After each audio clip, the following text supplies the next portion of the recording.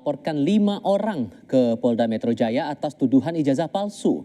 Jokowi menyebut para terlapor telah menghina dan merendahkan dirinya secara pribadi. Sementara di Solo, Jawa Tengah, Jokowi menolak mediasi atas gugatan ijazah. Pihak Jokowi tetap tidak mau menunjukkan ijazah ke publik dan memilih jalur persidangan.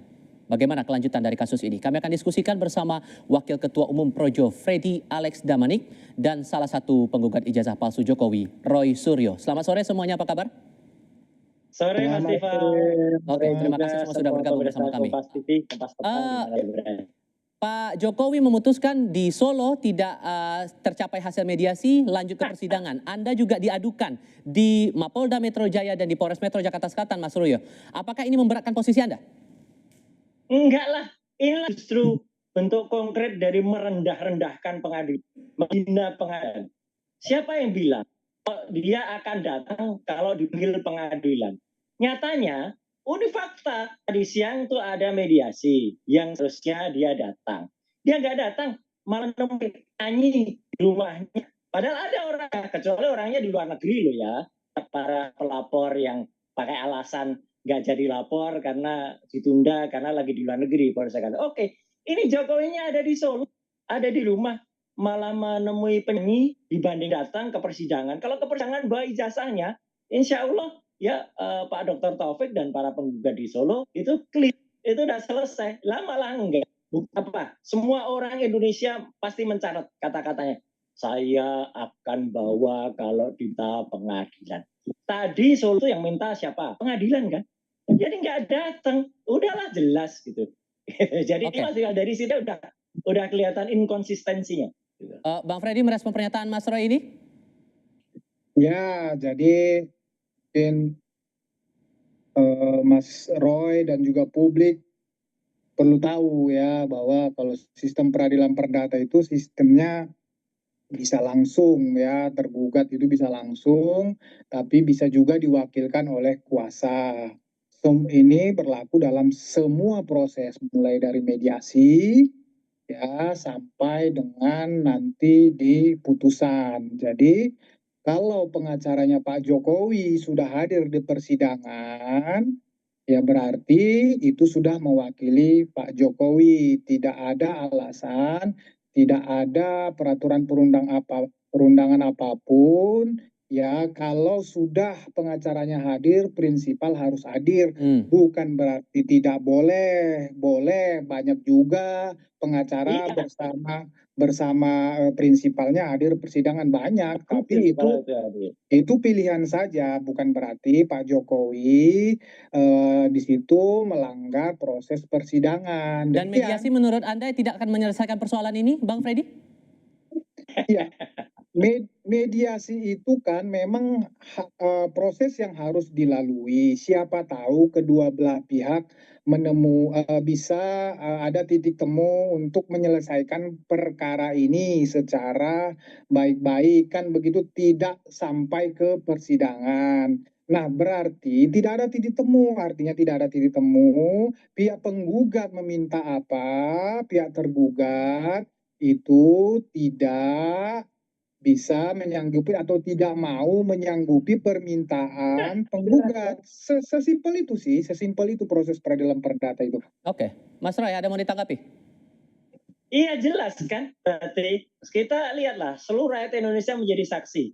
Kata-kata dari dia sendiri, katanya dia akan hadir, kemudian akan datang di sidang dan menunjukkan kalau diminta pengadilan tanpa menyebut apa itu perdata, apa itu pidana. Ya, dan peraturan MA 2016 clear banget, itu memang mengatur yang namanya mediasi. Tadi ada mediatornya, profesor dari Universitas Negeri 11 Maret.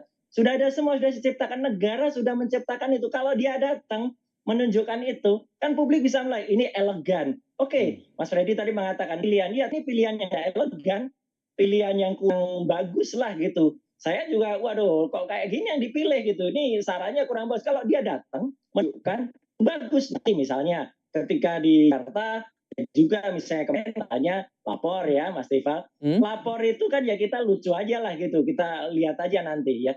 Orang lapor mau ada ijazah kan harusnya juga ijazahnya itu diperiksa, disimpan dulu atau disita oleh kepolisian, kan nyatanya juga tidak gitu. So Jadi pembuktian ini ada apa yang bakal Anda itu aja tunjukkan gitu. nanti? Ini Anda sudah diadukan di Mapolda langsung oleh Pak Jokowi, di Mapolres Metro Jakarta Selatan juga Anda diadukan oleh Peradi Bersatu. Bukti apa yang mau Anda tunjukkan nanti kalau dipanggil untuk diperiksa, Mas Roy?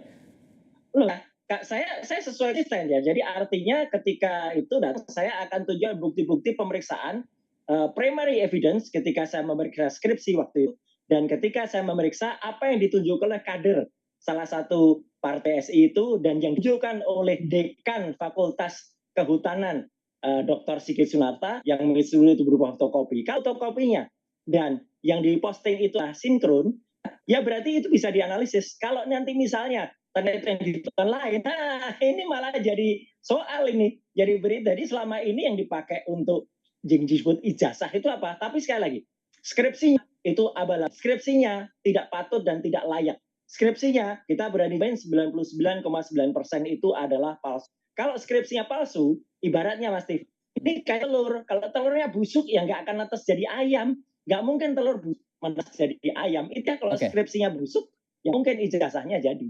Bang Freddy, Mas Roy masih tetap pada pendiriannya. Menurut Anda itu cukup tidak? Atau masih harus ada hal yang dibuktikan lagi menurut Anda? Ya, silakan aja nanti disampaikan penyidikan. Tapi begini, proses penyidikan itu, misalnya perkara ijazah palsu ini, jadi begini, nanti kemarin kan waktu Pak Jokowi melapor, karena sehubungan dengan ijazah palsu, jadi Pak Jokowi bawa ijazahnya, ada yang bilang ijazah gua palsu nih, ijazah saya palsu nih, itu bohong, itu fitnah, aku punya ijazah asli nih, aku mau melapor nih ijazah asliku, ditunjukin lah, kemudian dilihat penyidik, ya dilihat diperiksa-periksa, oke ada dasar Pak Jokowi untuk melaporkan itu, makanya laporan diterima, kemudian berproses, kemudian nanti dipanggil menjadi dipanggillah para saksi yang berhubungan dengan itu. Nah nanti kalau misalnya ini sampai benar, bagaimana Pak Jokowi alumni atau ijazah ini benar, nanti berdasarkan dokumen-dokumen yang dimiliki oleh UGM, kemudian UGM menyatakan, oh ijazah Pak Jokowi itu benar, asli kami yang mengeluarkan, dan seterusnya. Kemudian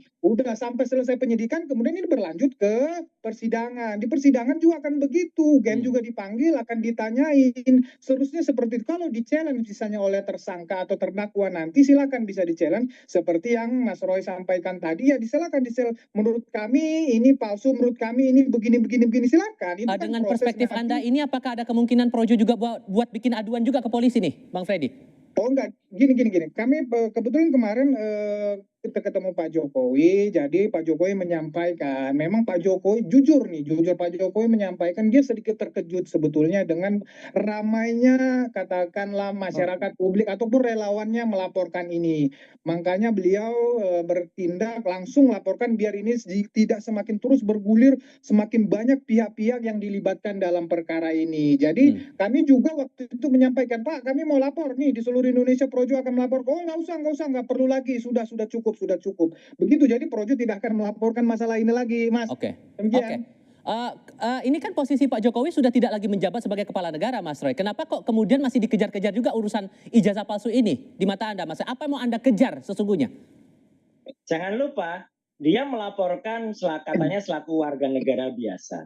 Katanya selaku rakyat. Kemudian melaporkan dengan pencemaran nama baik. Tidak akan pernah lupa, Mas. Bulan Februari 2025, baru 3 bulan yang lalu, ya kalau lupa tolong diingatkan ya, Mas Freddy kalau ketemu. Dia itu sekarang pejabat negara lagi sebagai Dewan Pengarah Danantara. Jadi sebagai Dewan Pengarah Danantara itu pejabat publik. Pejabat publik itu harus bisa dan harusnya bangga. Saya sebagai lulusan UGM, apalagi saya punya 2 ijazah dari UGM, S1, S2, Respon juga S1, S2, Dr. Tifa juga S1. Kami sangat bangga dengan ijazah kami, gitu. Dan kami sangat terbangga-bangga, gitu. Bukan malah terhina-hina, gitu loh. Apa ada orang yang lulus susah di atas Gajah Mada yang sangat terkenal, kemudian merasa sehina-hinanya. Kalau kami sebangga-bangganya, Mas Tifa. Jadi ini paradok banget lah gitu. Jadi artinya dia masih negara gitu. Jadi ada orang pejabat negara sesuai dengan Undang-Undang Keterbukaan Informasi Publik. Tapi ini tuduhannya menghina diri Pak Jokowi loh. Terasa terhina Pak Jokowi dengan tuduhan-tuduhan semacam ini. Gimana merespon itu, Mas Roy? Iya aja gitu loh. Kok bisa terhina punya punya ijazah Universitas Gadjah Mada kok terhina. Harusnya UGM juga merasa terhina gitu. Kalau dikatakan ada orang yang kemudian tidak enggak dengan ijazahnya. Gitu. Jadi kalau ini kan statement aja biasa gitu loh. Kita mempertanyakan dan peneliti itu mau terlindung di bawah kampus atau dia independen kayak saya Dr. Rismond itu punya hak ya, hak profesional, hak publik untuk kemudian melakukan kalau ada yang kurang tepat. Dan kalau ditanyakan misalnya, kok hanya Pak Jokowi aja? Enggak. Kalau ada tokoh publik yang lain yang misalnya kemudian kita curious ya, kita kepo, mungkin ijazahnya nggak benar nih. Tentu akan kita speak up juga, misalnya yang lagi menjabat sekarang ya gitu, yang ini jual apa yang disuarakan oleh para purnawirawan tadi itu clear banget, itu juga pasti akan dibedah juga ijazahnya. Bukan kepala negara tapi masih menjadi pejabat negara, contoh kasus di Nanantara, Bang Freddy. Makanya kemudian ini masih tetap dipersoalkan. Beralasan tidak menurut Anda, Bang? Itu kan alasan yang dicari-cari aja. Kemudian itu kan belakangan. Itu kan belakangan Dewan Pengarah nggak ada hubungannya lah dengan perkara ini. Jadi begini, ya silahkan nanti Mas Roy dan kawan-kawan melakukan pembelaannya. Silahkan. Pak Jokowi bukan merasa terhina bahwa dia alumni UGM, justru dia sangat bangga. Itu yang membuat dia menjadi pada posisi presiden 2 periode, dan ijazah itu yang dipergunakannya yang membuat dia merasa terhina, sehina-hinanya, martabatnya, kehormatannya diserang adalah ketika ijazah yang dia pergunakan, dia peroleh itu dengan sebaik-baiknya itu dia pergunakan untuk menjadi presiden 2 periode dikatakan palsu. Kemudian terus-menerus itu dibangun narasi-narasi seolah-olah Pak Jokowi ini telah menggunakan ijazah itu untuk menjadi wali kota, gubernur, presiden ya, dengan dasar-dasar atau ijazah yang tidak benar. Itu narasi itu di publik menjadi gaduh, itu yang membuat Pak Jokowi menjadi terhina dan melapor, bukan karena beliau alumni UGM. Jangan dibolak-balik, Mas Roy. Oke, gimana Mas Roy? Nah, artinya itu fakta ya. Fakta kami pun dari UGM itu ya justru malah merasa bangga kalau misalnya ada ijazah kami. Dan sementara belakangan bukan ya. Saya ingat betul ya, saya bukan lupa. Saya menyuarakan soal ijazah ini pada akhir Maret. Itu pun setelah tanggal 15 Maret. Dr. Respon Sianipar itu juga datang ke UGM pada saat pertama pada tanggal 15 Maret dan kemudian dia melihat. Kemudian dia melakukan hipotesa. Kemudian tambah lagi kader partai yaitu pada 1 April itu semua Jokowi sudah menjadi dewan arah dan antara ya seluruh publik menilai nih Mas Tifal. Jokowi itu sudah kalau misalnya dia November sudah jadi rakyat biasa. Sampai dengan Januari, Februari itu dia belum apa-apa. Nah, kalau ada gugat ijazah di situ mungkin salah karena dia rakyat biasa. Nah, Februari jadi pejabat publik clear ya, time-nya itu, time framing-nya itu tepat sekali. Ketika Maret kita teriak, loh ini ada pejabat negara ya harus mau dong itu dibuka, dan ternyata faktanya siang ini fakta itu sudah bilang kalau mau menunjukkan keadilan, ternyata tidak mau dilakukan keadilan. Ini kan sudah intislah dengan statement-statementnya. Lah itu semua ini sudah banyak aduannya Bang Freddy. Menurut Anda aduan dari para pihak, dari Pradi Bersatu sudah melapor ke Polres Jakarta Selatan, Pak Jokowi langsung mengadu ke Mapolda Metro Jaya. Apakah ini akan berujung pada hukuman atau gimana Anda membaca prospeknya ke depan? Jadi begini, saya tanggapi sedikit tentang pejabat negara tadi, walaupun nggak ada hubungannya, udah saya sampaikan dan antara dengan ini. Cuman karena Mas Roy berargumen gitu tadi ini, mungkin lagi rame terakhir-terakhir ini bahwa BUMN itu ya dan antara itu tidak termasuk lagi pejabat negara, bahwa Dewan Pengarah, itu undang KPK lain. Ya silakan Anda mengatakan lain, tapi saya menjelaskan seperti itu. Nah, kemudian masalah itu tadi ya sudah pasti ini ya, kalau saya juga orang hukum, saya melihat ini akan berujung di pengadilan. Saya melihat ini akan ada tanpa mendahului, tapi karena ini kan kasus yang sederhana seperti yang saya sampaikan tadi. Ini ada tuduhan ijazah palsu yang rame terus di media, rame di publik. Nah, kemudian dilaporkan. Ini kan kasus sederhana, tinggal dibuktikan, dan ini saya percaya akan bergulir terus di pengadilan dan akan ada vonis untuk ini yang dinyatakan. Dan bukti dari para pelapor ini cukup kuat menurut Anda, Bang Freddy? Pak Jokowi jelas. Pak Jokowi jelas ya, Pak Jokowi jelas sudah membawa ijazahnya yang SD sampai fakultas itu kan udah sampai universitas sudah ini kan bukti yang sudah sangat kuat, bukti otentik kan begitu. Nah, masalah para pelapor yang lainnya kan juga kalau nggak salah saya penghasutan ini tinggal dibuktikan saja apakah perbuatan-perbuatan para terlapor ini benar-benar bisa menghasut publik. Tinggal dibuktikan saja. Sudah gitu. kita tangkap poinnya di situ, Bang Freddy, Mas Roy, terima kasih sudah berdiskusi bersama kami semua. Baik, Selamat terima sore. kasih. Terima kasih, Mas